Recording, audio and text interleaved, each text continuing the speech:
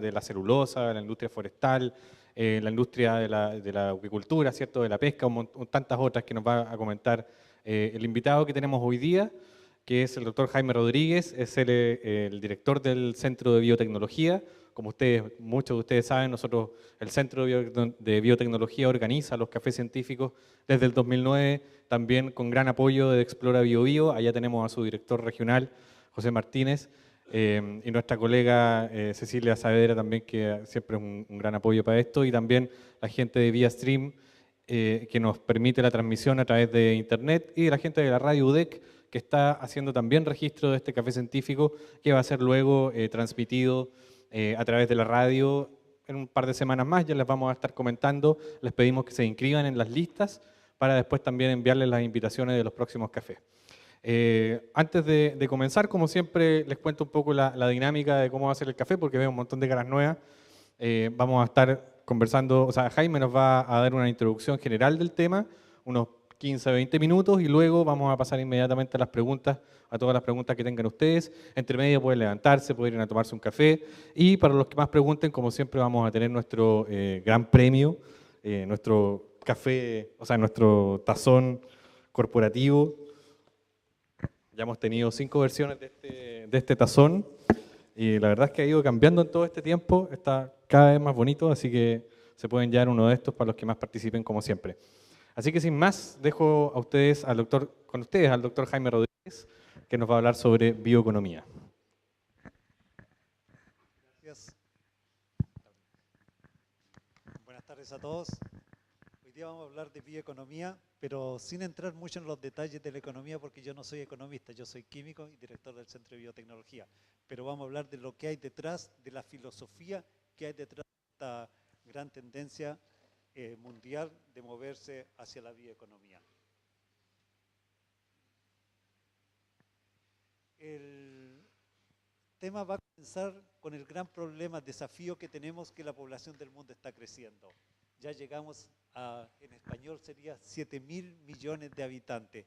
Es una cantidad enorme de personas y sigue creciendo. Hacia el 2040 ya vamos a estar cerca de los 9.000 millones de personas.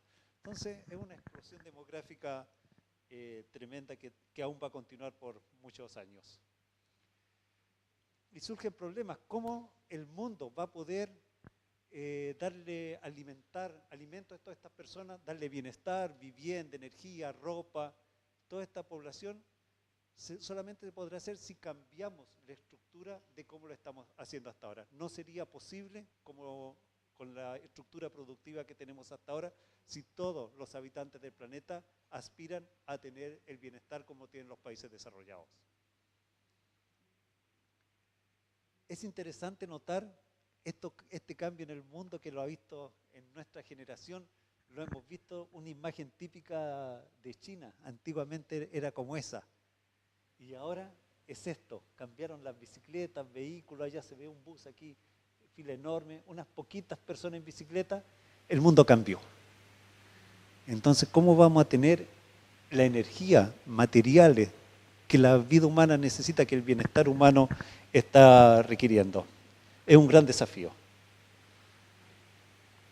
Y el problema es que los recursos se limitan por deforestación, erosión, cada vez hay menos tierras cultivables, contaminación de suelo, sequía, más casas, edificios. Entonces, la población crece y la tierra disponible disminuye. Y tenemos también el gran problema del calentamiento global. Los efectos de este calentamiento global y la escasez y precios del petróleo serán las prioridades de las políticas energéticas y commodities. O sea, hay políticas en todos los países para evitar el calentamiento global. Pero nosotros creemos que eso no va a cambiar por muchas políticas que hayan si no se considera el mercado. Lo que va a mover esto es la necesidad o los requerimientos de los consumidores. Por lo tanto, tenemos que tener costos, precios competitivos, marketing. La gente a veces compra ecoproductos. Es divertido ver que, por ejemplo, un cuaderno que dice reciclado y que le ponen unos hilitos ahí para que parezca reciclado, es más caro que el otro, que sería de celulosa virgen. ¿Cómo? ¿El reciclado más caro? Los consumidores quieren pagar más porque sentirse que están usando un ecoproducto. Necesidades de los consumidores, quieren nuevos productos, nutracéuticos, fármacos, hay toda una demanda por este tipo de productos. La calidad, igual o mejor que los productos existentes, no sirve que sea un ecoproducto si es malo y la gente no lo quiere comprar. Demanda, comentamos, aumenta la capacidad de compra de los países asiáticos y en Latinoamérica. Regulaciones, en muchos países ya hay regulaciones, los productos tienen que ser biodegradables, hay exigencia de biocombustible, cuidado del medio ambiente, seguridad del abastecimiento, no puede faltar energía, los chilenos lo saben muy bien, seguridad energética y sustentabilidad económica, social, ambiental. Eso es lo que mueve el mercado, eso es lo que puede precipitar un cambio. ¿Y de dónde va a venir este cambio? Nosotros creemos que este cambio va a ser posible por los avances de la biotecnología. La biotecnología está desarrollando tecnologías, nuevos instrumentos para, entre otras cosas, aumentar la productividad por hectárea de las plantaciones agrícolas y forestales, cultivos de micro y macroalgas, bioenergía, biomaterial, bioproductos en general, procesos más limpios, captura de CO2, preservar los bosques nativos y el ambiente en general. Eso lo está consiguiendo la tecnología que nos permite pasar esta nueva era de la bioeconomía. No es tan simple pasar de esto, podemos entrar en una discusión larga. ¿Cuánto dura el petróleo? ¿Cuánto petróleo hay? Es una discusión que no tiene mucha explicación. Lo que decimos que va a acabar en el 2000 y algo, 2040, 2050, el petróleo cada vez va a ser más escaso y va a acabar. Pero en ese tiempo la bioeconomía comenzó y tenemos que recordar que la edad de piedra no terminó porque se acabaran las piedras. O sea, esta economía no va a esperar, esta bioeconomía no va a esperar que se acabe todo el petróleo para comenzar a desarrollarse. Y esto es muy interesante cómo se dan los ciclos. Al principio de la civilización, ya más en grandes ciudades, de 1850, al principio toda la energía que venía de ser renovable creció, después vino el carbón, comenzó a bajar la renovable, tuvo su gloria el carbón, la revolución industrial, esas imágenes de Londres lleno de humo, la revolución industrial trajo el carbón, y luego comenzó a crecer el petróleo y estaremos en algún lugar donde, de esto hay mucha discusión, cuán rápido o no, pero esto va a caer y nuevamente la energía renovable tiene su lugar y comienzan a aumentar. Y esto nos lleva a la bioeconomía. ¿Qué es esta la bioeconomía?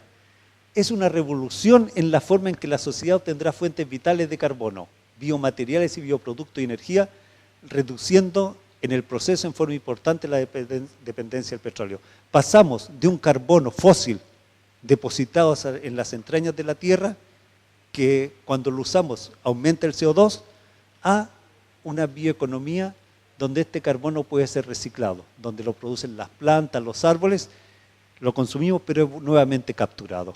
Ese es lo que entendemos por la bioeconomía. Por lo tanto va más allá que la propia biotecnología porque impacta nuestra vida. Esto no se hace solamente en laboratorio, son industrias, esto es una forma nueva de que la sociedad se organiza. Y hay una pirámide de la bioeconomía que pasa de biocombustibles que se producen en gran volumen. El precio de los combustibles, aunque nos parezca caro, por unidad no es tan caro, pero sí se requieren grandes polímeros, en grandes volúmenes. Luego los polímeros, menor cantidad y mayor precio, hasta productos que se pueden producir en pequeña cantidad, pero que tienen un alto precio. Todas estas etapas de la bioeconomía tienen que coexistir para que esto realmente sea económicamente posible. En este proceso se generan nuevos productos y materiales, reemplazo del petróleo y generamos empleo localmente. Eso es súper importante que cuando, y más adelante lo explicaré mejor, que cuando producimos aquí estos carbonos renovables generamos empleo localmente. Y esa es una de las mayores virtudes que tiene la bioeconomía. Nos dan seguridad energética porque producimos localmente, tiene efectos ambientales, disminuyendo la emisión de CO2, favoreciendo todos los efectos, disminuyendo el cambio climático, y es función nuestra de que la sociedad perciba esto como un beneficio por sus efectos ambientales, que generan riqueza localmente. Y tenemos que quebrar el paradigma que se piensa que el desarrollo trae por sí más contaminación, efectos negativos. Nosotros tenemos que con esta ecoeficiencia energética, ecoeficiencia en producir biomateriales, poder seguir creciendo y salir de esta línea que aumenta el crecimiento y aumenta la contaminación. Con las nuevas tecnologías que estamos desarrollando, podemos cambiar esta tendencia para que podamos seguir creciendo sin contaminar más. Eso es el desafío, lo repito nuevamente, de la bioeconomía. Traer más desarrollo hacia la humanidad, saliendo de esta tendencia que muchos dicen, si para crecer hay que contaminar. No, podemos cambiarlo. Eso es posible por los avances que tiene la biotecnología, procesos químicos, ingeniería y un nuevo concepto que es la biorefinería, que convierte la biomasa renovable, biomateriales, bioproductos y energía. Para la gente joven que está comenzando carreras profesionales, esto es muy importante, ver la tendencia que existe ahora en el mundo de la gente que se cambia de trabajo, gente que se está cambiando de trabajo, ¿hacia qué áreas se está cambiando? Renovables y medio ambiente, 56,8% de esos cambios. Biotecnología, 12,8%. O sea, entre los dos dan un número de 70%. O sea, hay una tendencia global en esta dirección hacia estos procesos que son con energía renovable, materia renovable, que cuidan el medio ambiente y que usan biotecnología. Imagínense, le ganan a las tecnologías de internet, a los computadores inclusive. Está creciendo más el empleo en estas áreas. Para hacer esto tenemos que tener las biorefinerías. Estos son un componente clave en esta bioeconomía. Así como tenemos las refinerías de petróleo, tenemos que ser capaces de sacar el máximo. En la refinería del petróleo se compra el petróleo y se sacan un montón de productos. Con los árboles tenemos que sacar más que celulosa, más que energía. Una serie de productos que pueden alimentar la bioeconomía. Y estas biorefinerías del futuro, ya en algunos países comenzaron, están basadas en productos renovables, agrícolas, legales y forestales que proveerán los productos que el ser humano requerirá. A semejanza de la refinería del petróleo, estas no solo nos proveerán de energía, sino también de productos químicos y biomateriales en forma renovable. Cuando pensamos en petróleo tenemos que ver que no es solamente energía lo que se sacan todos los polímeros, los plásticos, varios componentes de la ropa, son esos, los computadores, todos estos materiales vienen del petróleo. Y para esto hay dos formas, sin entrar en muchos detalles técnicos. Una que es la plataforma bioquímica, que tiene una base de azúcar y que se pueden hacer combustible, y la otra es una plataforma termoquímica del cual también produce gases o compuestos tipo petróleo que también pueden ser convertidos en biocombustibles y biomateriales. O sea, es posible a través de dos tecnologías. Y un ejemplo que se espera es tener, por ejemplo, en el caso forestal, entrar a una biorefinería con la biomasa, se producen biocombustibles, energía, calor, electricidad, biomateriales. En este proceso se va a producir CO2, pero este CO2 es nuevamente reciclado. Inclusive los materiales como son biodegradables, todo esto puede ser para acá, o reciclarlos para que entren de nuevo a la biorefinería. O sea, es un ciclo completo. Y para esto se necesitan las nuevas tecnologías, se necesita genómica, tecnología de enzimas, tecnología de los biomateriales, ingeniería genética, ciencias sociales. Estos cambios, la población se inquieta. Tenemos que siempre estar en comunicación con los actores sociales, los periodistas, los científicos sociales, todo para ver cómo hacemos esto de buena forma. Como todas las tecnologías emergentes, se puede hacer bien o se puede hacer mal. Tenemos que involucrar a la sociedad y hacer la parte de esto. los mitos por ejemplo, de la ingeniería genética, que a veces fallamos los científicos en comunicar de buena forma los beneficios y cómo se tiene que hacer esto con las precauciones. Así que bioprocesos, bioquímica, involucra química todas las áreas del conocimiento. Y aquí, pasando ya un poquito a lo nuestro, la oportunidad para Chile. ¿Será una oportunidad? ¿La podremos tomar? Esta es una reflexión que hemos estado haciendo recientemente, es que aquí tenemos el precio del petróleo durante el último año. Estuvo bajo, subió, baja, sube, pero ahora está más o menos estable. Y aquí tengo el precio del cobre. Estábamos súper contentos en estos días ahí, el precio del cobre alto, depende, Chile fabuloso. Está bajando el precio del cobre y el precio del petróleo se está manteniendo. Cuando dependemos solamente del precio del cobre y está bajando, vamos a tener problemas con el petróleo. Porque Chile depende completamente del petróleo importado. Entonces, sí, tenemos que hacer algo. El consumo de petróleo en Chile es 316.000 barriles de petróleo, 2012. Representa 11,5 mil millones que salen del país, porque lo tenemos que comprar el petróleo. Las ventas de Codelco son 15,9 mil millones de dólares. No quiero que se vean en esto nuevo, pero fíjense en esto. A nivel país, 72,5% de lo que Codelco vende sale del país como petróleo. Algo no está cuadrando bien en esto.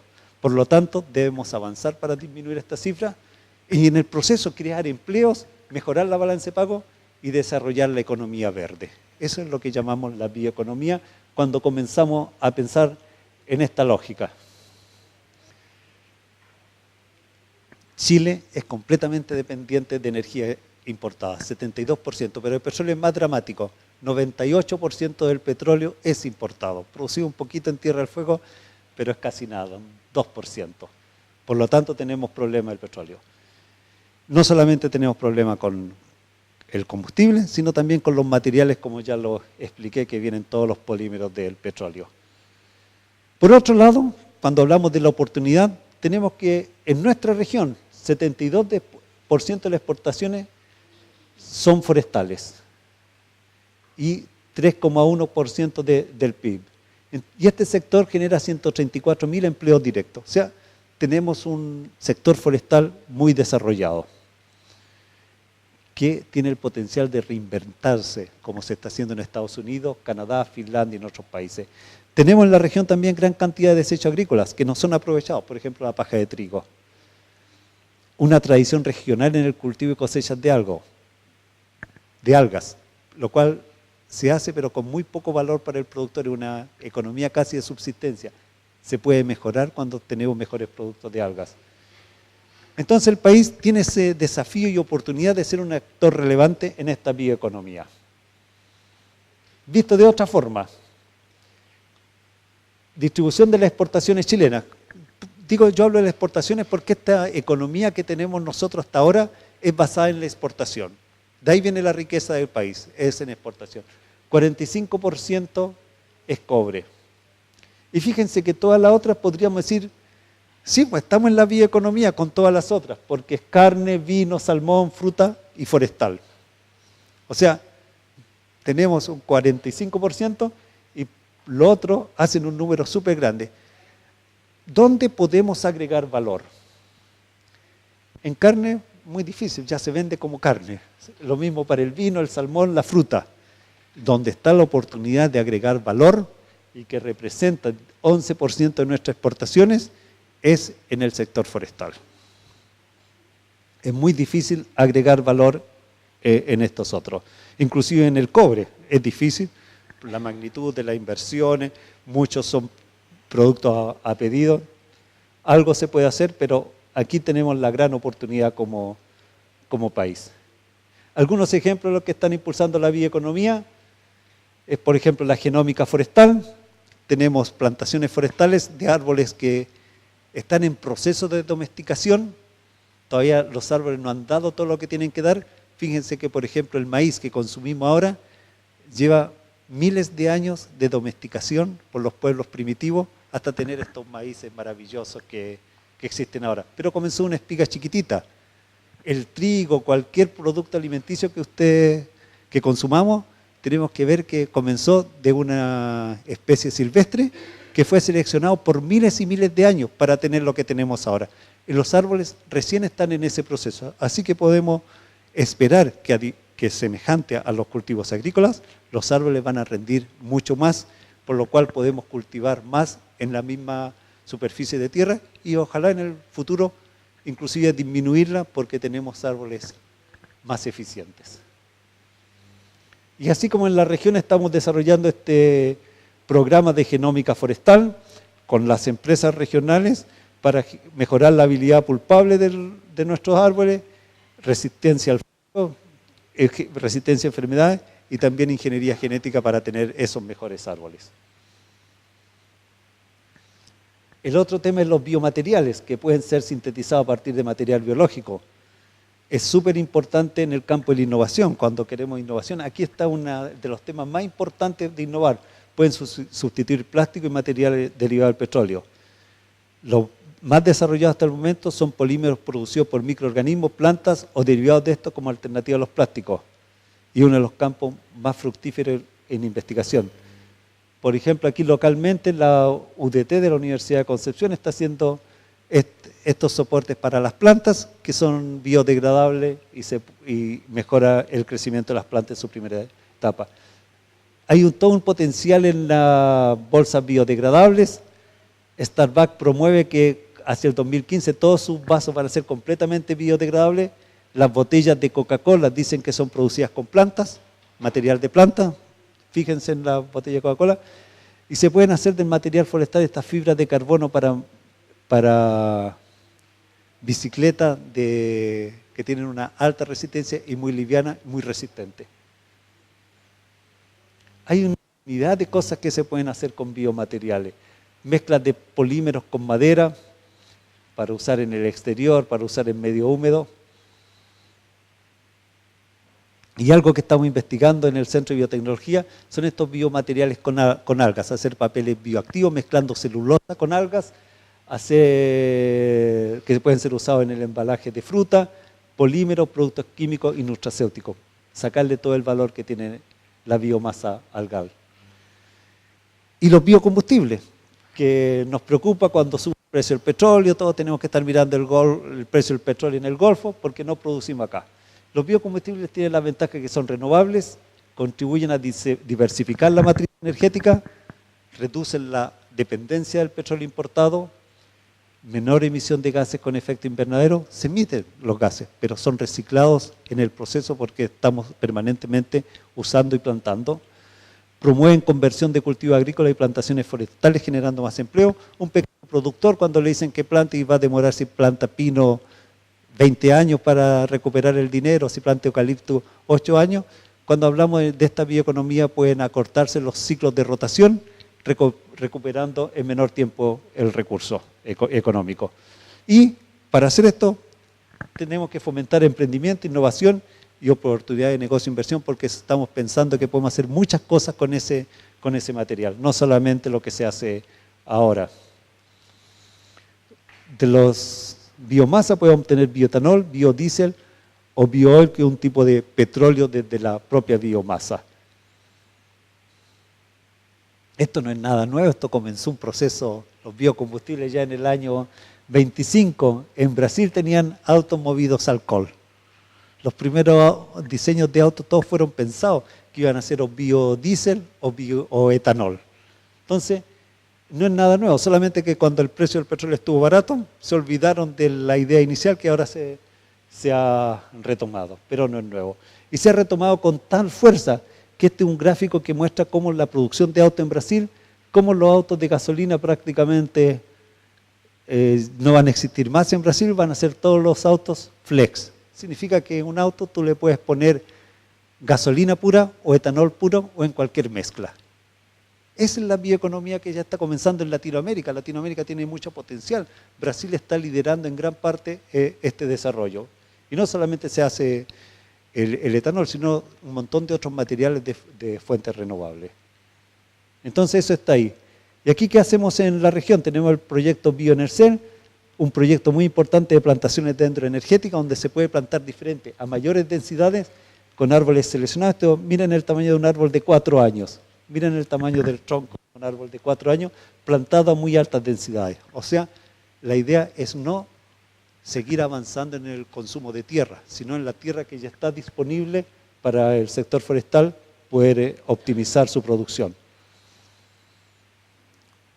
Y para producir biocombustible tenemos este proyecto BioEnercel, que es un proyecto muy grande, con también los principales actores forestales. Podemos producir bioil, semejante al petróleo, etanol y materiales también con base a resinas en base al propio material forestal.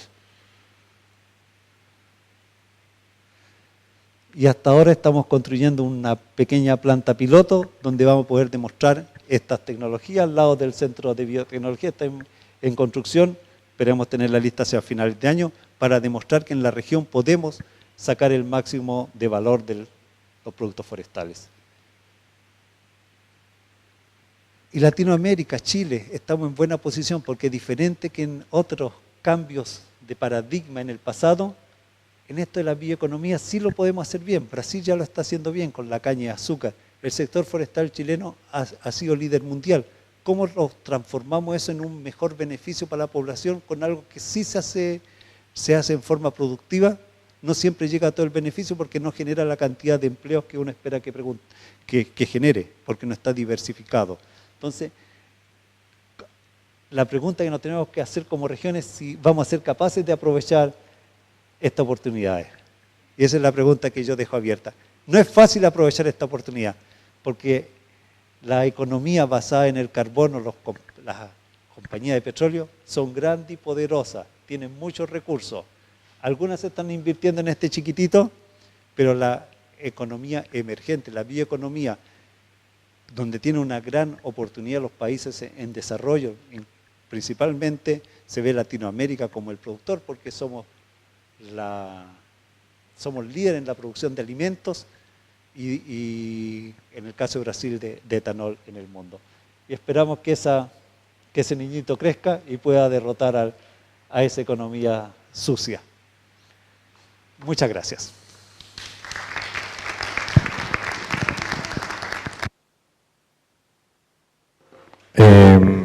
Está listo el café, así que pueden ir a tomarse un café para capear un poco el frío. Les recuerdo nuevamente para los que llegaron que los que más pregunten en este café se van a llevar este tazoncito, así que ya podemos comenzar con las preguntas. Allá tenemos a nuestro siempre muy preguntón amigo, vamos a ir con él al tiro. Después acá y después allá era un caballero, no me acuerdo quién fue que levantó la mano. Él.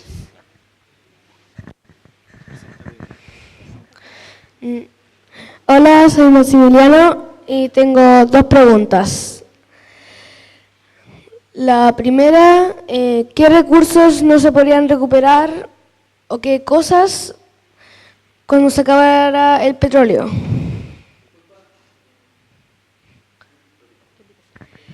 ¿Qué subproductos o productos se podrían acabar? ¿No podrían volver a utilizarse o generarse cuando se acaba el petróleo? La segunda, ¿es verdad que la biomasa contamina un poco el suelo donde se planta?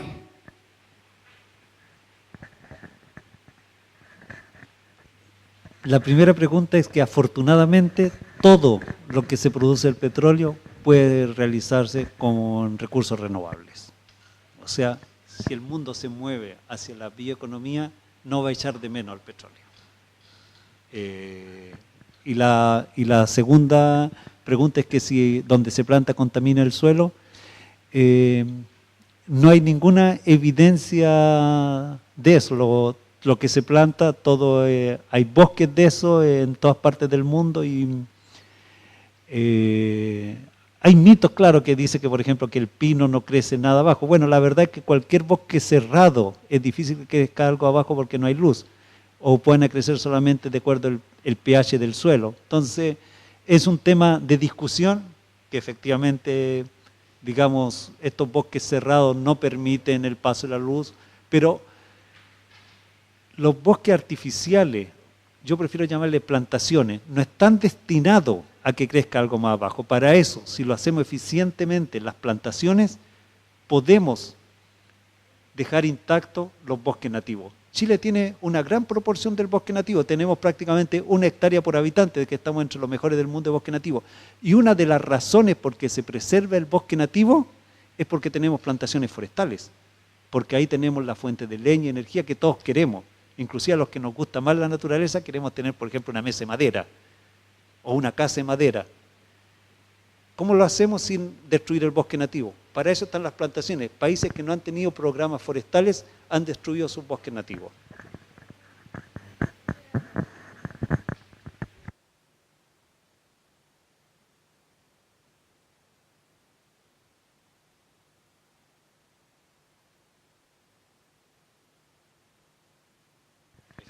Ya, felicitarte por la charla. Tengo varias preguntas. Tienen que ver un poco con lo siguiente. A ver, tú hacías énfasis bastante en lo que es que Chile es un país de oportunidades. ¿Ya? Yo trabajo en la parte ambiental en una ONG. A lo mejor la gente puede creer que es muy exagerado lo que tú has dicho, porque tú has dicho bastantes veces y lo has mostrado en forma de pregunta, de que en realidad somos top, no sé si top 10 o top 20, pero en realidad somos un país genial. Por ejemplo, en las energías renovables somos top 1 en sol, en potencia solar por metro cuadrado. Incluso le ganamos al desierto de Sahara y a Estados Unidos. ¿Ya? Ahora, yo quiero llevar eso, pero a la parte forestal. Por ejemplo, tú hablaste de genómica forestal. Me gustaría saber un poco, que me expliques, porque no te entendí bien, la diferencia entre genómica forestal y lo que es son los transgénicos. Y tu opinión sobre los transgénicos. Y a la vez contarte un poco, a lo mejor lo sabes, lo que está pasando con los transgénicos, por ejemplo, en algunas partes del mundo, incluso está pasando aquí en Chile. Y yo sé que lo que les voy a decir a lo mejor no lo han escuchado en alguna oportunidad, porque nos enteramos recién hace poco con esta ONG. Nos denunció gente que vive cerca de plantaciones transgénicas de pino, que se supone que no existían, pero existen, que están como en un lugar cerrado de prueba. Hay plantaciones transgénicas de pino. El transgénico se le incorporó un gen de otra animal, de otra especie, para que ese transgénico libere sustancias tóxicas y ese tóxico mate a las plagas que estaban atacando a los pinos. Y esa característica transgénica tóxica se estaba yendo a las raíces, o era parte de la raíz. Y los conejos son bastante comedores de esa raíz. Y están quedando ciegos los conejos. Entonces los cazadores, en vez de ir a cazar con escopeta, están yendo a cazar sin escopeta. Porque como están quedando cada vez más piti, se les hace más fácil. Entonces esos serían los beneficios de la transgenia. Es un poco como una denuncia. Pero ¿qué opinas tú? Elogiándome después de mi respuesta. La verdad es un mito urbano. No existe ninguna plantación transgénica de pino en Chile. No existe, te lo aseguro fehacientemente, no existe. Puedes preguntarle a quien sea, no existe. Ojalá existieran. Yo soy a favor de que existan, pero no existen. La legislación no lo permite. ¿Y por qué soy a favor que existan? Porque como cualquier plantación agrícola o forestal va a tener competidores, se pueden usar herbicidas, se pueden usar insecticidas o se pueden incorporar árboles en baja dosis. Entonces, en principio, ¿cuál es la tecnología del transgénico? La verdad, hacer algo mejor de lo que estaba, no hacerlo peor. Hay toda una corriente que mezcla la discusión sobre la tecnología y los beneficios de la tecnología con dogmas políticos, económicos, que hasta puede estar de acuerdo que es controlado por unas pocas empresas en el mundo y que tienen un cierto monopolio. y se comienza a atacar la empresa y en el medio entonces comienza a destruirse la mitología. O sea, hay una mitología para destruir la tecnología. Eso es un raciocinio que podríamos gastar el resto de la noche discutiéndolo y vamos a tener diferentes puntos de vista a lo mejor, pero a mí me gusta llevar esa discusión en los dos niveles, sí, en el nivel de tecnología y en el nivel político. Son diferentes. ¿Cuál es mi concepto? Que cualquiera sea la posición, tenemos que investigar. Tenemos que tener desarrollo local y tenemos que tener nuestras propias tecnologías y nuestros propios sistemas de evaluación para desarrollar esto. Lo que soy contra es oponerse de forma, disculpa la palabra, dogmática, antes de comenzar a investigar. Y eso en el tema de los transgénicos se ha dado mucho, y con todos sabemos que en internet cualquiera pone en cualquier página lo que sea, pero por eso que tenemos que desarrollar capacidades científicas, incorporando a los actores sociales, incorporando a los sociólogos. ¿Por qué pasa esto con la transgenia? Es curioso. O nosotros somos muy malos para transmitir lo que sabemos, la fuerza que tiene el internet, el miedo que se tiene por otros comportamientos que han tenido las transnacionales. Entonces, estos desarrollos tienen que ser los científicos, pero no exclusivos, porque todas las opiniones son válidas. Los científicos sociales, los ecólogos, la ONG, todos en conjunto para poder discutir ampliamente, y con seguridad ya han habido otros cafés científicos para discutir este tema que da para harto. Lo que sí te puedo asegurar de que no hay plantaciones transgénicas de pino, dando por adelantado que me gustaría que hubieran, pero no hay. O sea, yo te preguntaba porque nosotros tenemos informes, no de los conejos, no tenemos información empírica de eso porque nos han dicho, la gente que ha ido, que trabaja en nacimiento, no te voy a decir el nombre, pero colegas, profesores, yo soy profe de física, profesores de nacimiento nos han contado que ha sucedido eso. Ahora, de las plantaciones de transgénicos, en algún momento, hace varios años atrás, se publicaron las intenciones de que eso exista, después se puso a prueba, y en este minuto hay informes, hay documentos publicados en internet para el público que señalan que CMPC y muchas empresas han experimentado con eso. Es un hecho. Lo que existen y han experimentado. Hubo un proyecto de Fundación Chile en ese sentido para combatir la polilla del brote, que ya no es ninguna enfermedad porque se controló con insectos avispas biocontroladoras, pero no hay. Ahora, en relación, pero permíteme, mira, ¿y qué opinas acerca de la tala tú mencionabas acerca del biodiesel, ¿cierto? Mira, nosotros en la ONG en que trabajamos, en algún momento, igual a nivel internacional, propusimos el uso del biodiesel, ¿ya? Por lo genial de lo que explicaste. Pero nos pasó en algún momento un boomerang, porque fue con el mensaje el boomerang, con la buena idea, pero regresó y no regresó a nuestras manos. Regresó con el siguiente hecho. El biodiesel está resultando tanto en Brasil que ahora se está sobreexplotando el Amazonas. A los activistas del Amazonas los persiguen.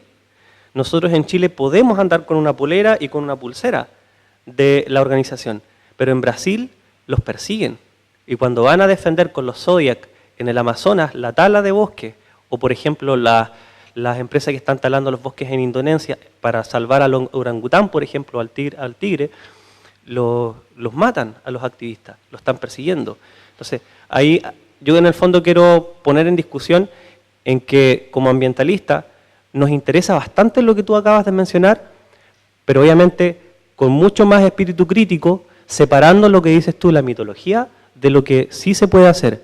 Y siempre tener un poco presente el espíritu crítico, es decir, de proponer ideas, pero al tiro estar pendientes si está sucediendo eso, si hay plantaciones transgénicas, si nos están metiendo el dedo en el ojo, por ejemplo. Y lamentablemente eso está sucediendo. Por ejemplo, mira, termino con el siguiente caso. En Fukushima se vendió como la pomada de que la radiación no estaba afectando a los mares en el sector de Japón. Recién salió un video en YouTube del representante del gobierno haciendo una denuncia, él, el representante del gobierno, tenía que en el fondo investigar a la empresa TEPCO, que es como investigar acá a Endesa que tuviese una central nuclear, allá tenían que investigar a TEPCO. Y descubrieron que era una verdadera mafia. Todos alterados los documentos, eso está también en internet, obviamente que está en japonés, ¿ya? Pero nuestros compañeros los han traducido al español, etc. Y eso no es mito, eso es un hecho. Bueno, lo mismo aquí en Chile, de a poco se está filtrando información de que hay especies extinguidas, de que hay mafiecilla, digamos, en el tema de los transgénicos, de que se están firmando convenios UPOP con el propósito finalmente de, en el fondo, apropiarse de las semillas, ¿ya? O sea, estas cosas tienen cosas buenas, pero hay cotos que hay que ir poniéndole. Y que los científicos tienen un rol súper importante en eso. Muchas gracias.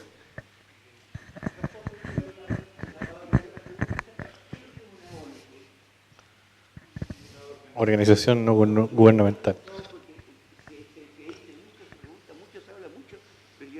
De poco. No, quería. Pero si quiere... sí, sí, ¿o no? Por lo menos generar una cosa, un concepto muy general. ¿Quién se explaya en ese tema? Sí, se lo puede explicar después el tipo de organización que es una ONG. Buenas tardes. Hola. Buenas tardes.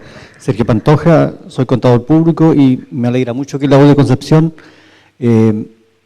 mantenga este evento, más las escuelas de verano que enriquece mucho. Yo a los 20 años estudié 3 meses de antropología aquí con Benjamín Subercasó, que era un hombre tremendo en este tema.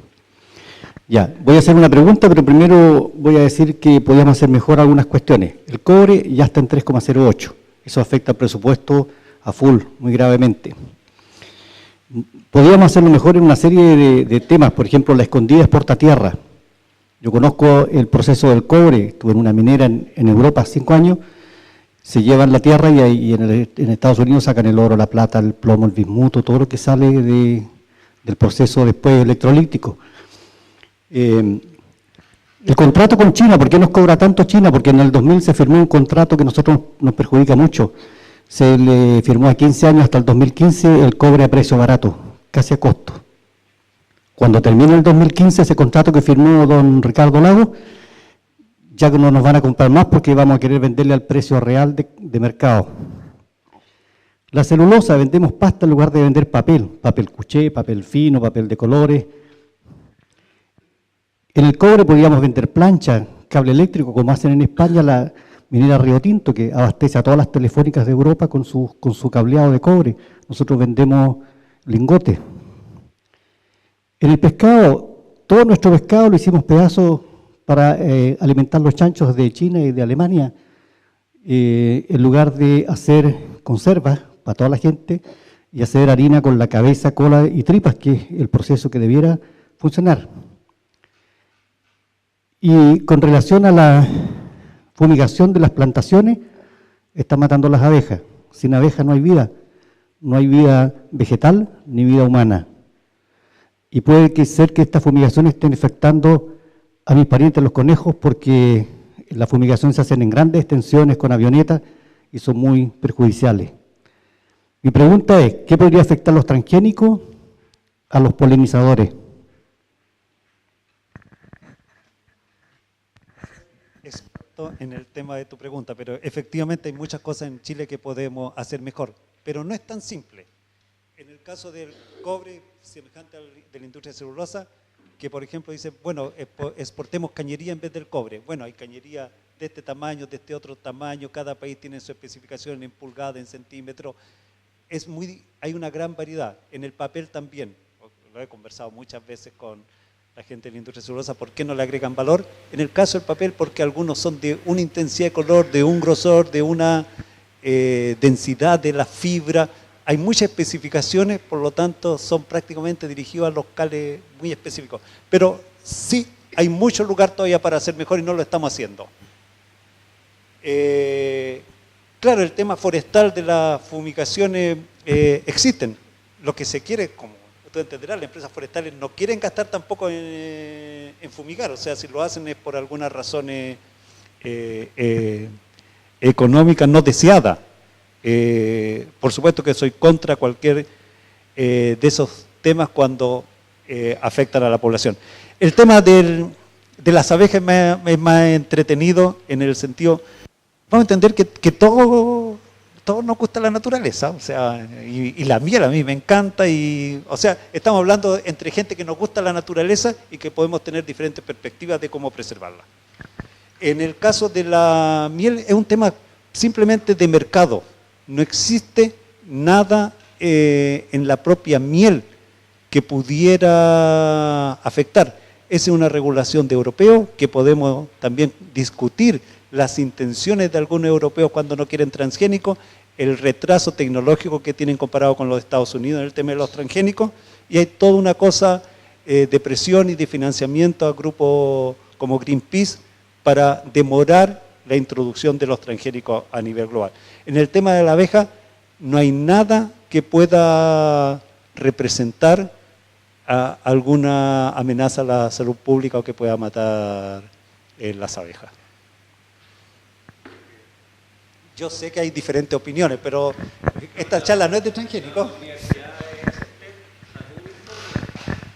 Sofía, tal vez Sofía es experta en ese tema, ha dado charlas sobre la miel y los transgénicos.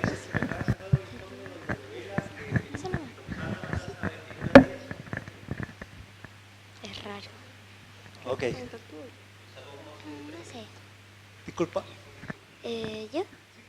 ¿Qué tipo de combustibles han probado? ¿Biocombustibles han probado en el Centro de Biotecnología? Nosotros nos hemos especializado en etanol, que el etanol es lo mismo que vienen los alcoholes que se beben, lo mismo que viene en el vino, en el pisco. Ese etanol, cuando se le saca el agua, queda más puro y es el que se puede usar como biocombustible, como lo hacen los brasileños y lo hacen los norteamericanos. Los brasileños lo sacan de la caña de azúcar y los norteamericanos lo sacan del maíz. Y entonces ese se produce un alcohol que es usado como combustible. ¿Y acá qué materia prima han probado? Porque puede ser a partir de... Residuos forestales, Ya. de madera propiamente tal, que no son residuos, de residuos agrícolas también. ¿Y la parte de microalgas? También, pero con menos intensidad. Pero es una fuente posible sacar, por ejemplo, de las algas que no tienen valor alimenticio. Nuestra primicia es no hacer biocombustibles o biomateriales de fuentes que puedan competir con los alimentos, porque no es socialmente aceptable, porque no es políticamente. Podríamos discutir el efecto también. Yo tengo mis propias teorías de que esto viene dado de esta crisis, realmente los alimentos vienen dados por el subsidio que dan las grandes potencias a los alimentos y no porque se usan para combustible, pero ese es otro tema. Como definición, no alimento. Entonces, cuando pensamos en algas, pensamos en el güiro, que nos sirve como alimento. Cuando pensamos en etanol, madera, residuos agrícolas, residuos forestales. ¿Y no han probado con microalgas? Con microalgas probamos un poco y hay otros grupos que lo están haciendo con más intensidad en la Universidad de Concepción. Microalgas, el problema que yo creo, y los investigadores que tenemos en el Centro de Biotecnología, creemos que para usar biodiesel de microalgas todavía falta bastante desarrollo tecnológico y no va a estar listo hasta como en 15 años más. Entonces, sí, estamos investigando, pero es una tecnología de más largo plazo.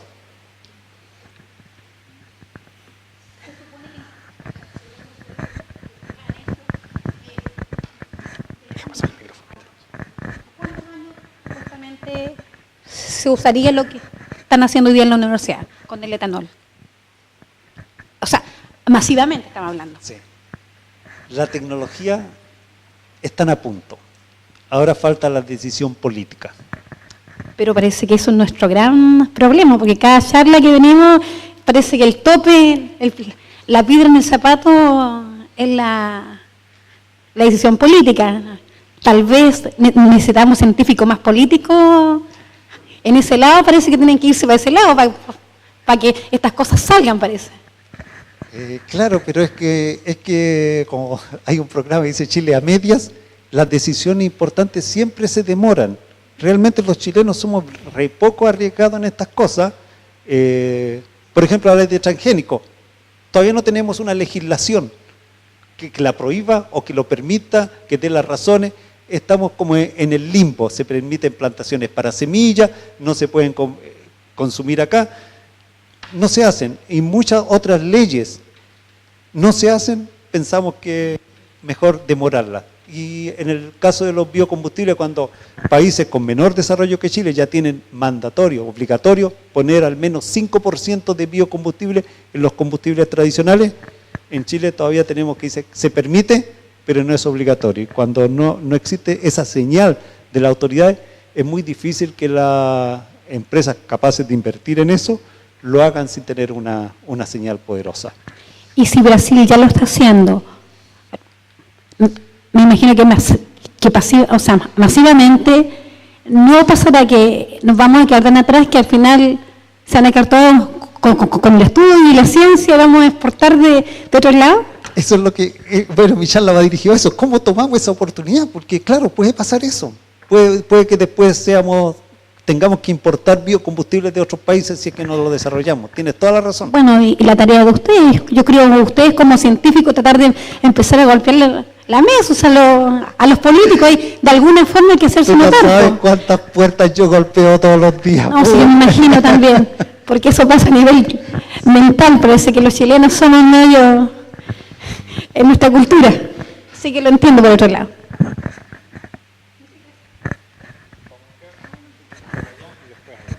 Hola, buenas tardes. Quisiera hacer un par de consultas. Vi el tema de la fibra de carbono, me pareció bastante interesante. Yo no sé si están trabajando ustedes en eso, o eso ya existe y en realidad yo no me he enterado que al parecer de la lignina se podía hacer fibra de carbono. Otra consulta, me gustaría que te pudieras explayar un poquito en eso, en cómo quizá una industria local de acá puede empezar a explorar eso de hacer fibra de carbono. Me parece increíble. Ya.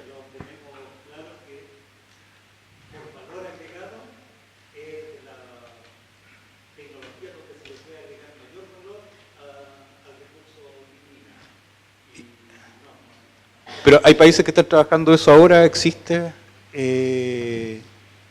Sí, claro, existe. Conozco a las personas y efectivamente se está trabajando intensamente.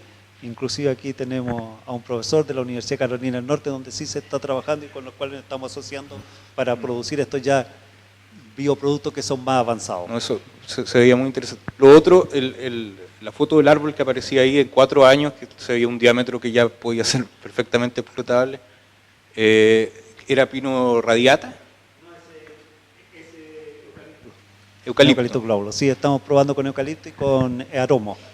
Ya, eucalipto el nitens, ¿no? Ese era glóbulos. Ah, el glóbulo. Sí. Pero también estamos probando con nitens. Nitens crece hasta mejor en muchos sectores. Otra cosa que tiene que ver un poco con, quizás cuando yo vine, decía bioeconomía, y uno tiende generalmente a pensar en un tema de la sustentabilidad, en el tema un poco más eco, pero aquí dice bio, no es mucha la diferencia.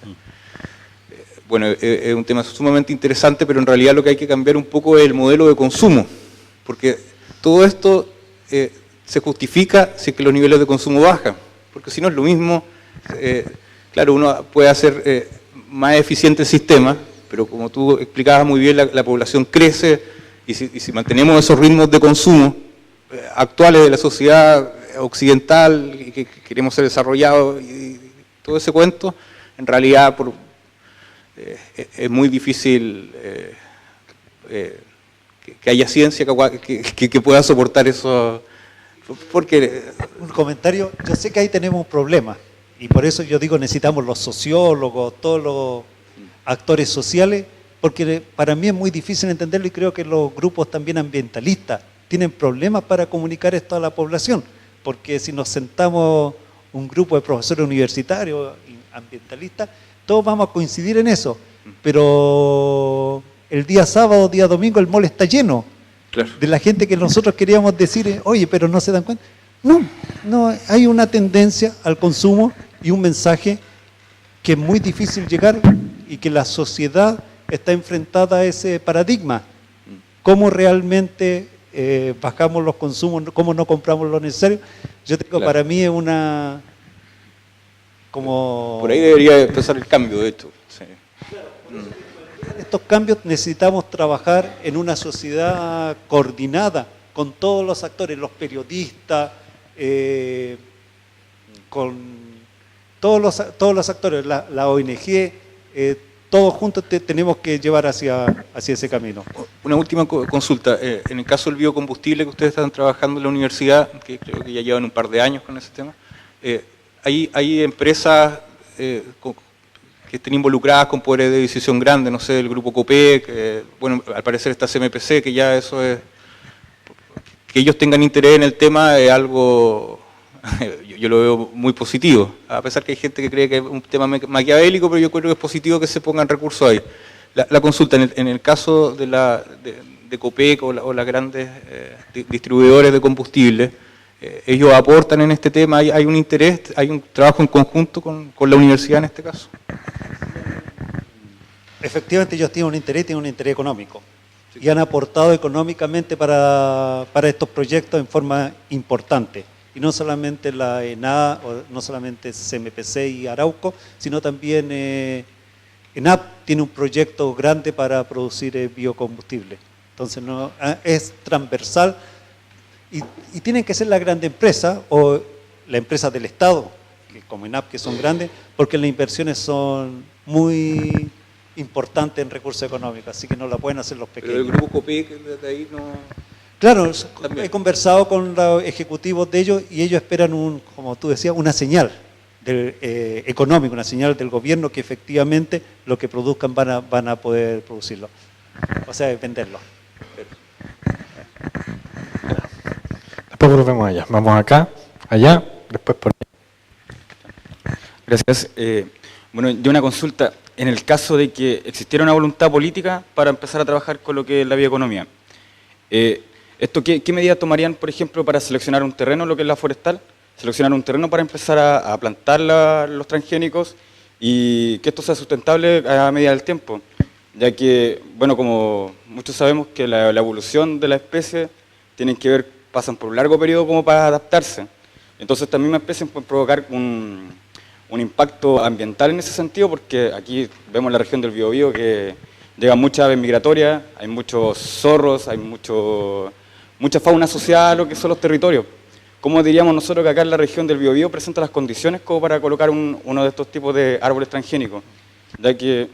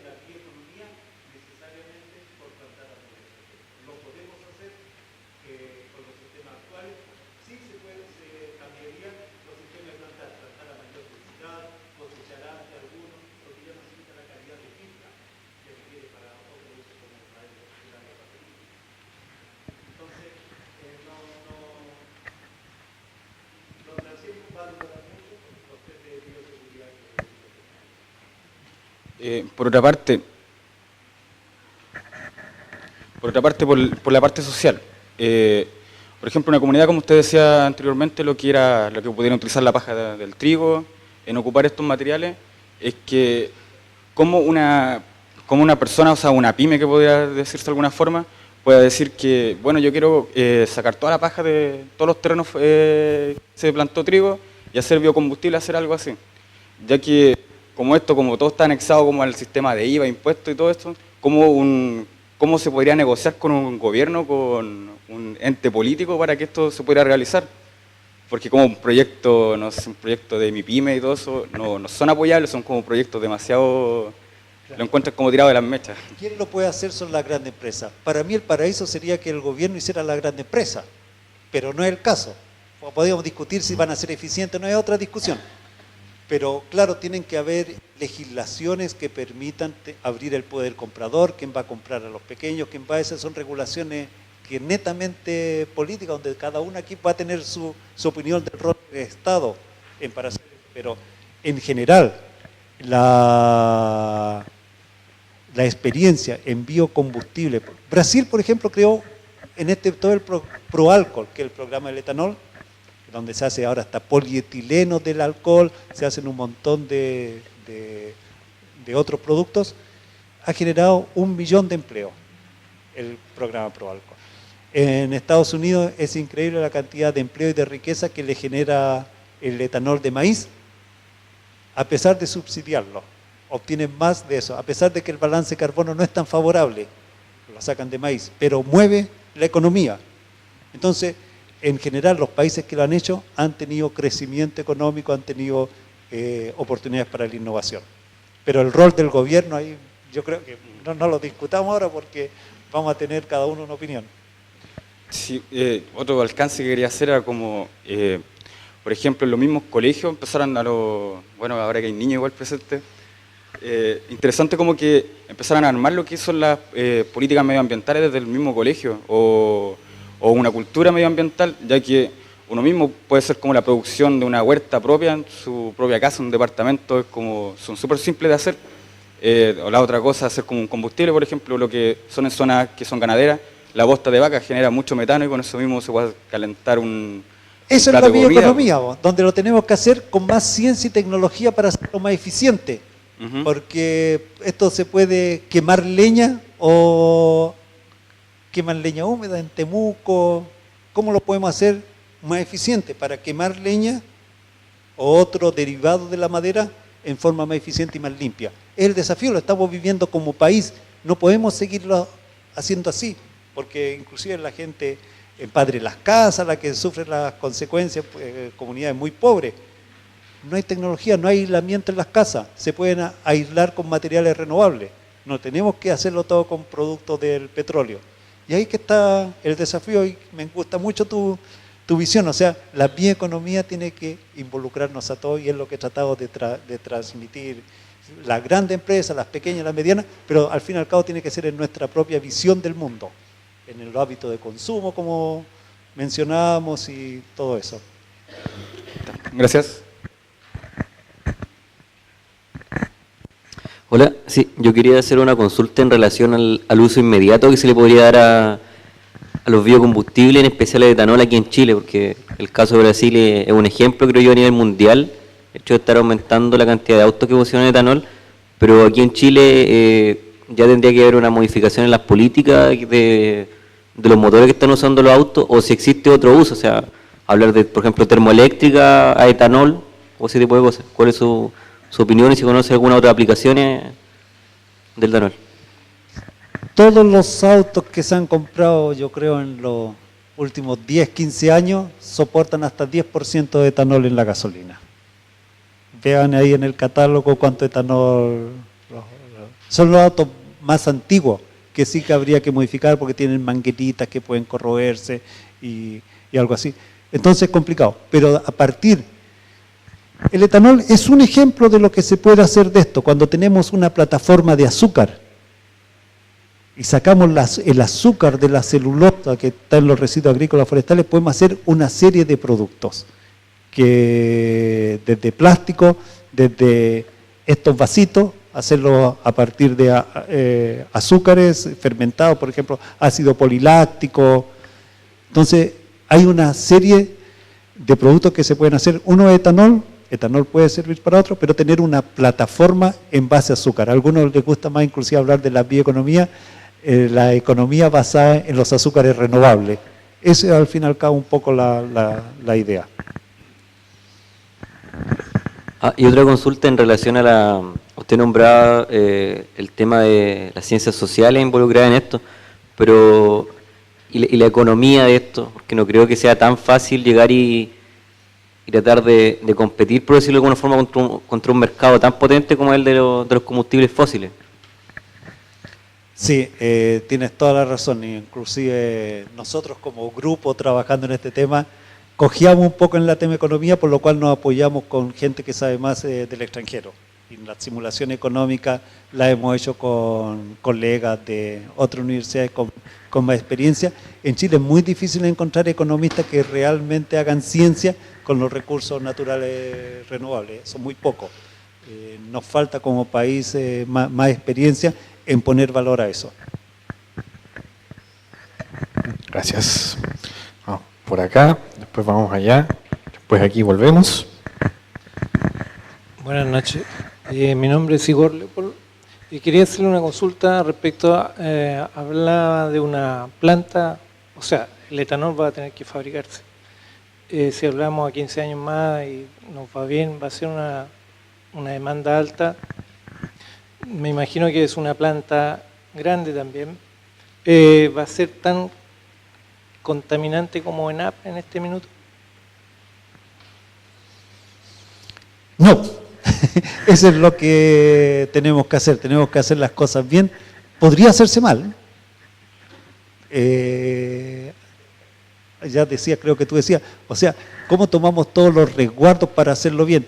Pero por principio ya no tenemos los compuestos azufrados que tiene estos malos olores de los petróleos cuando tienen azufre y que son lo que más molesta, ¿no? Estos compuestos azufrados. Ya no los tenemos. Pero efectivamente hay que hacer tratamientos de efluente, hay que hacer control de mitigación de cualquier impacto ambiental, pero como son empresas que se van a construir nuevas, desde el principio tenemos que desarrollar esto. Una de las cosas más importantes, todos estos temas de la bioeconomía, biorefinería, es la ciencia que se aborda, que es el análisis de ciclo de vida. O sea, mirar todos los aspectos del proceso para que sea realmente sustentable. Y cuando hablamos de sustentabilidad, ninguna empresa va a invertir si no es sustentable. Y sustentable significa económico, social y ambiental. Porque si no, la población empoderada como está ahora, o podríamos decir la propia conciencia que ha ido cambiando en muchos ejecutivos, no se va a invertir en procesos contaminantes al volumen que lo requieren estos procesos. No, son largo plazo y cada día la población está más atenta a que no se hagan atrocidades ambientales como puede haber pasado en el pasado. Muchas gracias. Hola Jaime, dentro de la bioeconomía, en Chile, ¿qué crees que resultaría más rentable? ¿Producir biocombustibles o utilizar energías renovables para producir energía eléctrica, por ejemplo? Es muy buena esa pregunta. Yo creo que tenemos que hacer las dos cosas, producir electricidad y producir combustibles líquidos, porque también hay requerimientos, y también biomateriales. Ese es toda la bioeconomía, o sea, maximizar el uso. Claro, yo opino igual, que lo ideal sería utilizar ambas fuentes, pero ¿cuál de las dos en Chile sería más rentable para el país, más sustentable? ¿Tu opinión? Es bien difícil ese análisis de sensibilidad, dónde apostar. La electricidad ya se está haciendo. Arauco, CMPC ponen un montón de energía al sistema interconectado y por suerte, porque es una contribución bastante grande, quemando residuos, corteza. El desafío de nosotros como biotecnólogos es cómo le sacamos mayor valor. Cómo sacamos productos de mayor valor que quemarlo para energía. En todo caso, el desafío es competir con el petróleo importado, que esa es la balanza de pago. Por supuesto, los cálculos que tenemos ahora nos demuestran de que producir biomateriales y biocombustibles líquidos se paga mejor que producir electricidad. Gracias. Vamos por ahí, vamos a volver.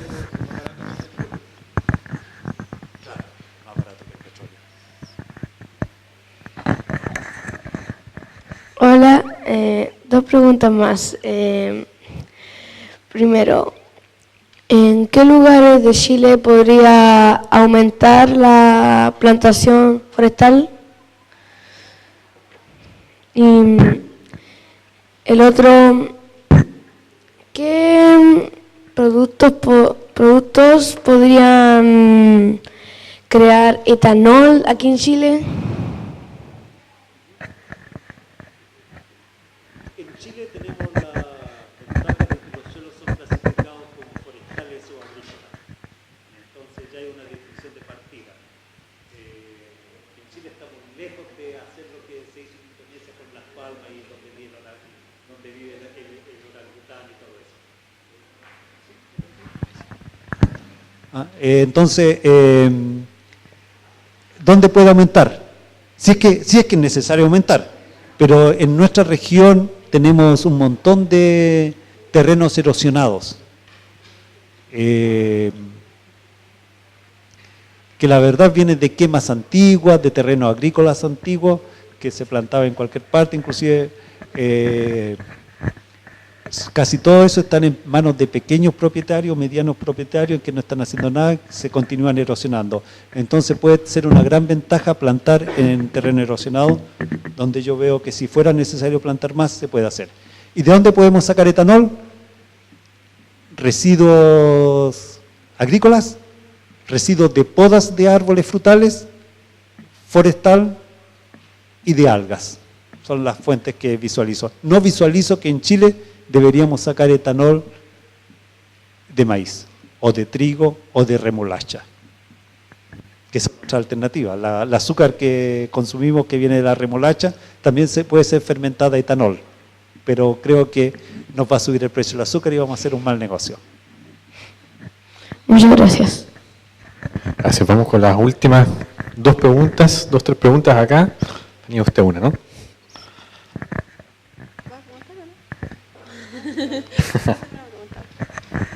En términos energéticos, ¿qué porcentaje representaría en Chile el biocombustible? Porque evidentemente tiene que ser diversificada la forma de obtención de energía. En los países desarrollados ya eso está más o menos claro. ¿Cuál es el porcentaje? Aquí en Chile, ¿qué se visualiza? En el programa de Brasil se comenzó poniendo al principio como antidetonante a la gasolina, combustible, 2,5% de toda la gasolina. Ahora, todo lo que se vende en Brasil, inclusive cuando se vende gasolina, cuando digo los autos pueden gasolina, todos tienen por obligación tener al menos 20% de etanol. Entonces, algo creciente. Ahora en Estados Unidos se está vendiendo 15% de etanol. Entonces tiene que ser gradual. El desafío ahora es que se incorpore 5% en la gasolina de biocombustible y 5% de biodiesel en el diésel para dar una señal al mercado de que se va a poder, o sea, el que lo produce lo va a poder vender. Entonces, comenzar modestamente con porcentajes pequeños en los combustibles que tenemos. Señor.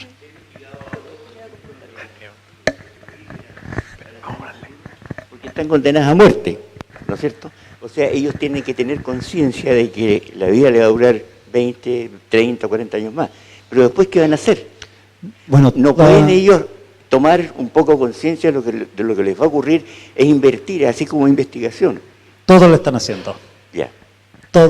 Inclusive NAP tímidamente, pero también lo está haciendo. Pero Shell, la Exxon, todos tienen problemas bastante importantes en biocombustible. Todas lo están haciendo. La British Petroleum, una de las que lidera bastante el tema también de biocombustible. Que hace poco en el colegio hablamos de la ecocasa y me gustó su forma de vida y me quedó la duda si se podría realizar realmente con los recursos que se están presentando ahora. Excelente pregunta. Dicen que la culpa en Temuco o en Osorno es de quemar leña. Bueno, hay parte que la leña no es de buena calidad, pero el problema de fondo es que las casas no tienen aislamiento. Entonces tienen que quemar mucho para calefaccionarse. Los vidrios son de una sola lámina, no son termopaneles, no hay aislamiento en las paredes. ¿Cuál es el desafío nuestro? Hacer materiales a costo competitivo que puedan ser usados como aislamiento en las paredes, en los techos, que no sea un techo pelado, que tenga una capa grande de aislamiento. Y para eso nuevamente necesitamos señales políticas de mercado de que las casas por ley tienen que tener aislamiento. La ley nuestra, inclusive las casas que construye el Estado, son térmicamente hipereficientes. Y yo agregaría, tienen que tener aislamiento y con un porcentaje renovable. Sería mejor porque se produciría localmente. Entonces, por ahí va. Tiene que incorporarse en el cotidiano de la vida, casas aisladas que permitan tener eso, y otras fuentes como los techos que deben haber visto también con plata, pero el desafío que tenemos ahora y lo estamos sufriendo en este invierno es que las casas no tienen aislamiento y lo podemos hacer con recursos naturales renovables. Muy buena tu pregunta. Bien, vamos con la... ¿Tú también quieres preguntar? Acá con la penúltima y después vamos a terminar con nuestro amigo allá. El gas contamina mucho menos que el petróleo. Es por eso que hay países como España que hace más de 30 años sus taxis andaban con bidones de gas en lugar de petróleo o benzina. Quiero saber si la U de Concepción está involucrada en el estudio que determinó que hay un depósito de gas que va de Valparaíso hasta la Quiriquina y que está bajo la costa, bajo el suelo de la costa chilena. Hay grupos en la universidad que están estudiando esto intensivamente, pero es muy difícil obtenerlo desde la profundidad del océano donde está, y creo que también tiene riesgos ambientales importantes al removerlo. Pero efectivamente el gas, todavía tenemos gas para un buen tiempo, está hasta más barato, podemos traerlo licuado, pero también se va a acabar. O sea, también tiene fechas de vencimiento, pero efectivamente va a durar más. Y el gas que está como cristales por la presión del océano, ¿cómo sacarlo ahí sin hacer una destrucción del fondo marino? Es un tema bien complejo, del cual yo no sé mucho, la verdad, qué tecnologías se están haciendo. ¿No? Es a paso.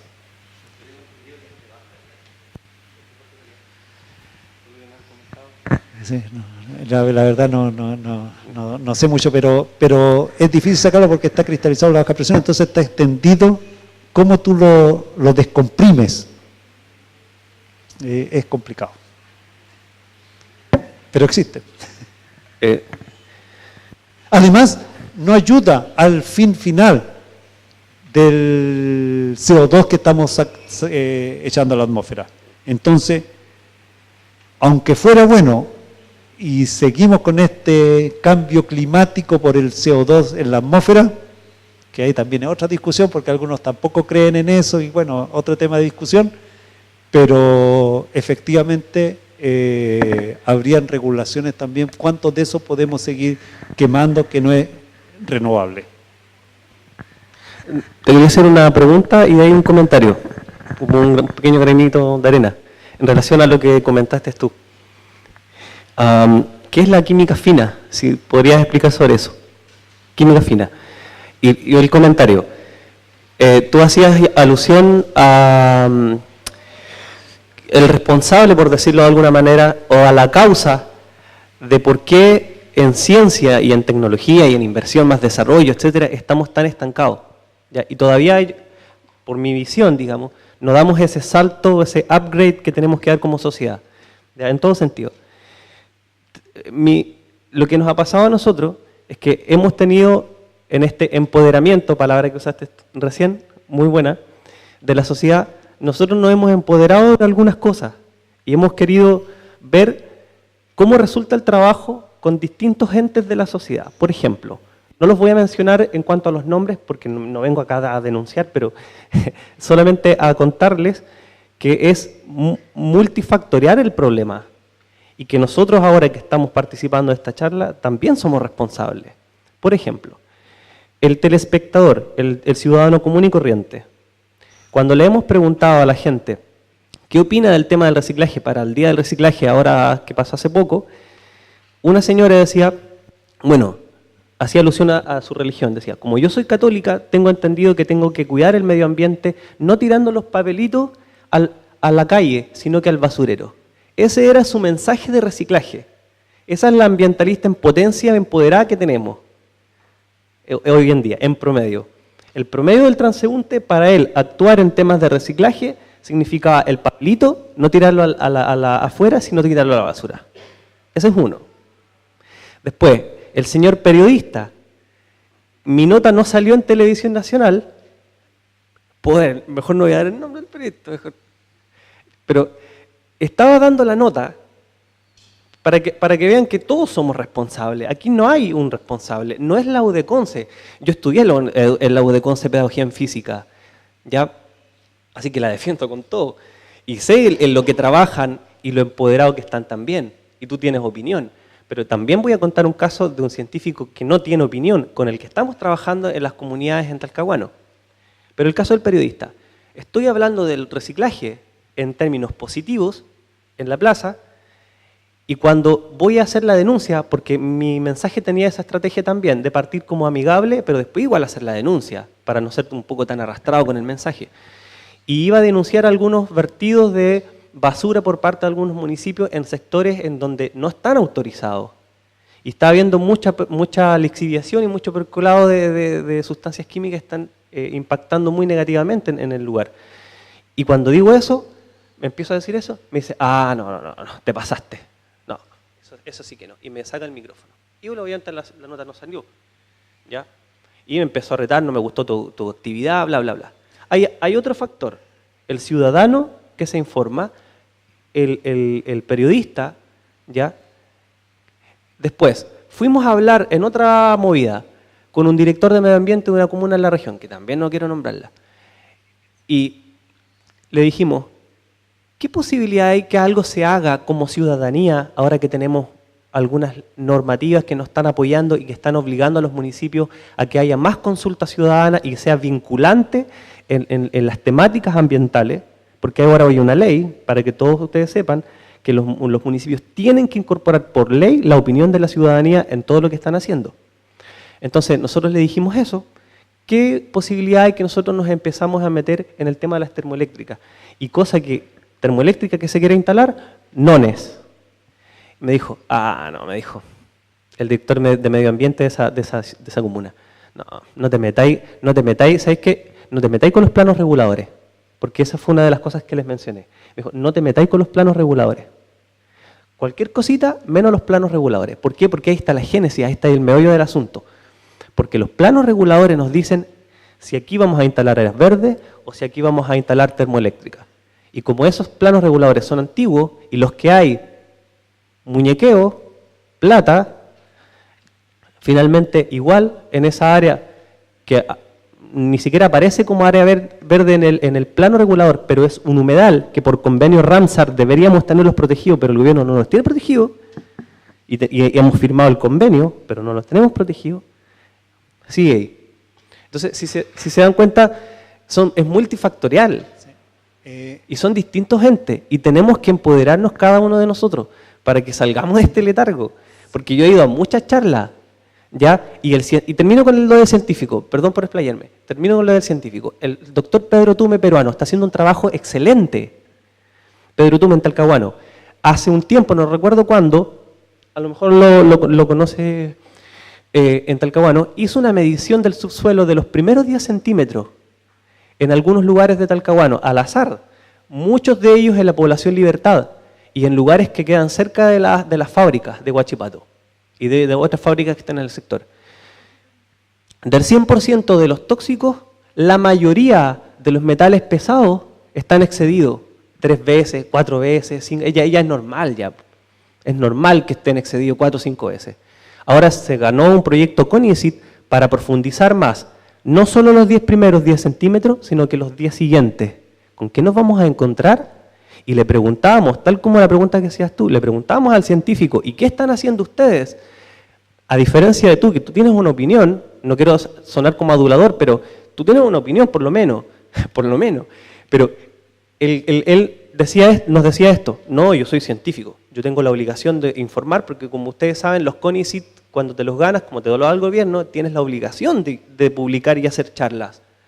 O sea, puede que no estés haciéndolo por placer ni por empoderamiento. Y por más que le decíamos, bueno, pero ¿qué nos puede ayudar usted? Entréguenos herramientas como científico para evitar que estos metales pesados lleguen a nuestro cuerpo, porque están llegando, y están llegando hace tiempo. Y el Pedro Tumen los publicó, pero ha habido un lobby gigante por medio de la empresa de que esto no se sepa. Y yo tengo los documentos, si quieren se los puedo enviar, de que informa de los metales pesados, está en inglés, pero informa de los metales pesados. Bueno. Gracias. Química fina era una y después esa. Yo también quiero terminar con una reflexión. Yo me voy a saltar la de química fina para no entrar, quiero quedarme en el tema un poquito más general, que nos va a ayudar mejor a la reflexión. Cuando entramos a todos estos temas de transgenia, contaminación, qué sé yo, y interesante lo que tú comienzas diciendo del periodista y termina en el científico. Efectivamente, primero voy a decir que nosotros tenemos mucha suerte del periodista que tenemos, que entiende cómo comunicar la ciencia, cómo comunicar estas cosas. No es un atributo muy generalizado, tal vez sea el 0,1% de los periodistas que son capaces, y nosotros tenemos suerte de tener uno. ¿Por qué? Porque en el mismo ejemplo que tú pusiste, pueden entrevistarnos a nosotros si los transgénicos producen alergia. Le explicamos nuestra visión, por qué no producen alergia. Al otro día el titular, transgénicos producen alergia. Y una población que está miedosa de los temas ambientales es lo que rescata. Y lee las páginas web que está lleno del alarmismo que el científico, que el periodista se encarga de reproducir, porque es lo que vende. Vende lo que alarma a la población. Entonces, ahí hay un ciclo donde nos lleva a otra reflexión. ¿Cómo sabemos lo que sabemos? ¿Cómo sabes tú lo que tú sabes? ¿Cuáles son tus fuentes confiables? ¿Dónde aprendes para tener una base de discutir? La ciencia tiene sus procedimientos. Alguien puede publicar un paper que es criticado por el 99% de los otros científicos sobre algo de los transgénicos, y se va avanzando. Somos libres de publicar y somos libres de discutir. Y se llegan a los equilibrios y cómo avanza. ¿Cómo sabemos lo que sabemos antes de comenzar cualquier discusión? Si mis fuentes son páginas web, ok, ¿quién respalda esas páginas web? ¿Quién está detrás? ¿Quién lo dice? ¿Cómo los periodistas en cualquier tema alarman a la población para vender? ¿Cómo no somos capaces en conjunto? Me gustó mucho que el de Greenpeace, que se retractó de los transgénicos y tuvo un momento de racionalidad de que todo lo que había dicho él estaba equivocado. ¿Cómo la gente que nos gusta la naturaleza podemos buscar ese equilibrio, ese diálogo común y no como enemigos para avanzar y llegar a acuerdos de cuál va a ser la base del conocimiento? Porque si no tenemos los periodistas de nuestro lado, si no tenemos los científicos, si no tenemos los ambientalistas, la cosa no va a avanzar y llegamos a este país, lo que tú decías en el comentario, quedamos trabados. Si en este país nos falta esa capacidad de llegar a acuerdos para no trabarnos y enfrentar estos temas que son los temas bonitos, los temas que nos prometen mejores trabajos, llegar a la población, mejor calidad de vida. Que al fin y al cabo es por lo cual estamos en la universidad y estamos tratando de promover todo esto. ¿Cómo mejoramos la calidad de vida? Pero para eso tenemos que tener esa base. ¿Cómo sabemos? ¿Cómo los periodistas dejan de ser tan penca en este país que cuando uno ve las noticias realmente da terror? Y todo es lo que vende. Y podemos juntarnos algunos, como todos los que estamos aquí en este café, y comenzar a criticar los reality. Y lo ve el 90% de la población. ¿Qué mal hacemos nosotros? Y una de las cosas malas que hacemos es que todos los gobiernos de la concertación y este gobierno dijeron que iban a duplicar la inversión en ciencia y tecnología. Y no pasamos de 0,4. Y decimos que somos países casi desarrollados cuando están 2% eso. Ese es el problema. Tenemos poca gente cuando los científicos, algunos buenos, otros malos, pero la verdad es la comunidad científica es tan pequeña comparado con cualquier país del crecimiento que tiene Chile, nosotros estamos muy por debajo. Entonces faltan más para poder hacerlo mejor. No todos son culpables, pero tienen que hacer las clases, tienen que hacer la investigación, tienen que hacer muchas cosas. Y aprender a esto de comunicarse con la gente es una tarea que uno aprende en la batalla porque no te enseñan tampoco, ¿no? Uno se especializa haciendo una cosita y de pronto dice, no, pues si no te sirve hacer eso nomás si tú no le estás transmitiendo a la comunidad que te pague el salario al fin y al cabo. Entonces, sí, el desafío es grande y la química fina la podemos conversar otro día. Bien, yo como terminaron con las reflexiones sobre periodistas, voy a quedarme con la última palabra. No, al respecto, bueno, hay varias reflexiones interesantes de lo que tú decías, pero hay que entender varias cosas también que quizás nos pueden aportar al debate. Lo primero es que el primer responsable de la comunicación de la ciencia, de lo que él hace o de lo que sucede en la ciencia, es el científico. No es el periodista, no es el ciudadano, no es nadie más que el propio ejecutor, el propio generador de conocimiento científico. En este caso, en Chile, por ejemplo, en particular, con un 65%, un 70% de fondos públicos, que son los que pagan la ciencia en el país. Por lo tanto, hay una responsabilidad social, hay una responsabilidad cívica, que hasta este minuto todavía no tenemos y todavía no se ha desarrollado. ¿Por qué no se ha desarrollado?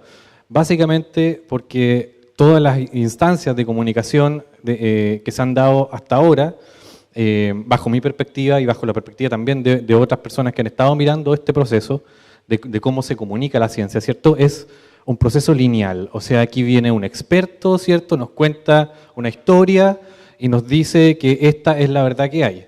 Pero no hay una apropiación de ese conocimiento, no hay una reflexión sobre el contexto donde se genera ese conocimiento. Y es súper importante lo que decía también Jaime, respecto a la inversión, por ejemplo, a la inversión que podemos hacer en ciencia y tecnología para poder mejorar las capacidades locales que tiene Chile para poder, por ejemplo, abocarnos a esto, a cómo transformamos los recursos naturales que estamos usando ahora de una mejor manera y cómo hacemos que sea sustentable también todo ese proceso. La ciencia conlleva riesgos, la ciencia tiene impacto en la sociedad y tiene un impacto muy fuerte. El problema es que ese impacto no ha sido bien comunicado, no ha sido bien conversado también con la comunidad. ¿Por qué la comunidad siente y tiene tan baja valoración de los científicos y de la comunidad científica en general? Acá en Chile, como no se da en otros países, hay encuestas de percepción pública que nos dicen que la ciencia en Chile tiene muy mala imagen, que la actividad de los científicos está muy poco valorada.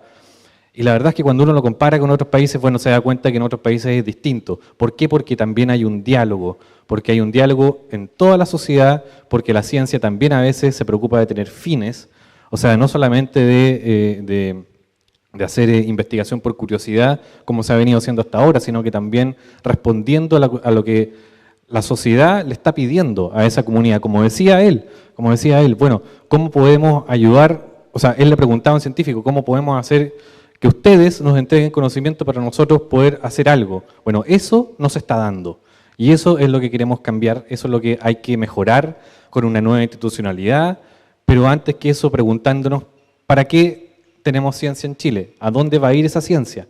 ¿Qué es lo que va a responder esa ciencia que vamos a estar realizando en el país? Esas son preguntas que nos vamos a hacer más adelante y nos vamos a hacer esas mismas preguntas en un café científico.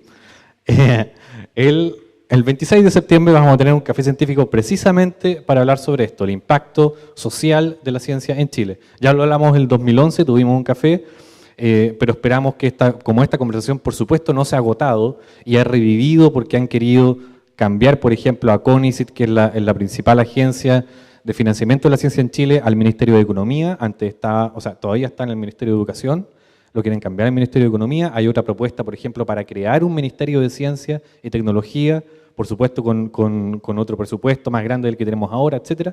Pero todo eso lo vamos a estar conversando y muchas de las cosas que tú hablabas, muchas de las cosas de comunicación, de qué está pasando con todo eso, lo vamos a hablar en ese café científico del 26 de septiembre.